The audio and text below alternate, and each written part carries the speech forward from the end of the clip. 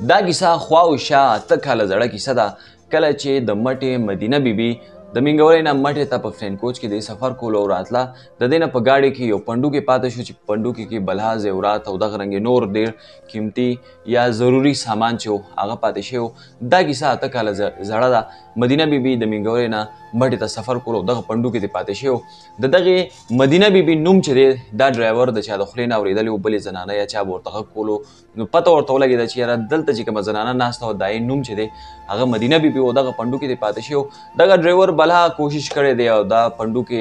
هغه وی چې په څه طریقه باندې مدینه بیبي ته ورسي 8 کاله مخکې یو کال نیمې کوشش کړی دی. عینه بعد دغه پنډوکي چې دی دا یو بل پولیس ته حواله کړی دی. دغه پولیس چې دی هغه د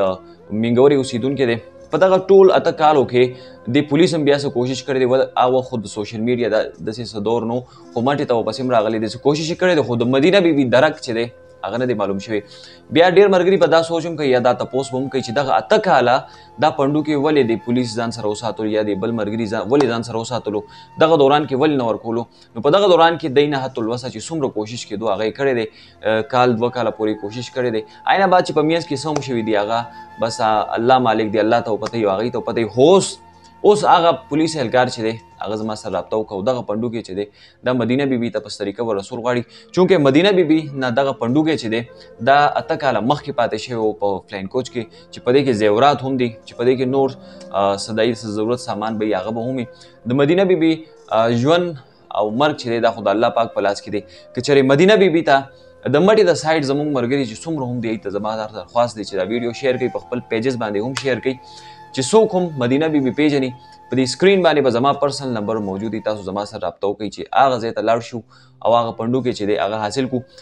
که به فرض محال خدای مکه چېرته د مدینه بیبي وصال شوي هغه وفات شوي نو د مدینه بیبي که څوک خپل خپلواني هغه دې زما سره رابطه وکړي انشاءالله چې هغه ځای ته به ځو او هغه پنډوکی چې دی هغه ورکول غواړي هغه به حاصلو.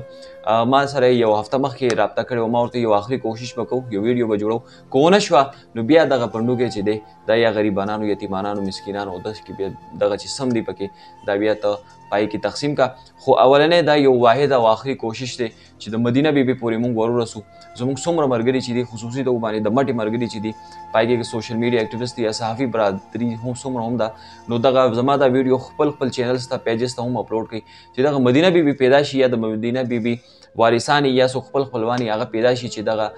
که هر څومره زیورات دي که لږ دي که ډېر دي که هر څومره دي خو زیورات شته او نور څه پنډوکي کې سامان وغیره به هم وي چې دغه سامان چې دی دغه ټول هغه مدینه بیبي یا د خپل خپلوان ته ورسي. که چاته هم دې باره کې څه معلومات وي نو په سکرین باندې موجود نمبر باندې ټلیفون کولی شي انشاءالله هغه پولیس اهلکار پورې به ځان رسو او هغه ما سره په رابطه کې هم دی او انشاءالله هغه پنډوکی چې دی نو هغه به د خپل خپلوانو ته رسو. ډېره زیاته مننه په دې کې زموږ سره کومک وکړئ عام خلک چې دي هغه هم دا ویډیو زیات نه زیات شیر کړئ چې د مدینه بیبي دا زیورات چې دي دا هغوی ته ورسي. او یوه خبرې یا دهاني تاسو ته بیا هم کوم چې ملګري به ما ته پته ده کومنټس کې بار بار دا تپوس کوي چې 8 کاله دا پنډوکی کوم ځای یا 8 کاله ولې نه ورکولو بس چې هر څه هغه وشو که ورکولی او که نه ورکولو اوس یې ورکوئ. هغه مدینه بیبي که اوس پیدا شو اوس یې وله هم ورکوي او که پیدا نه شو بیا به غریبانانو کې تقسیموي. نو د مدینه بیبي پیدا کولو پورې دا یې تکله پورې دا ویډیو چې دا ورسره مخکې شیر کړئ. ډېره زیاته مننه د الله په امان.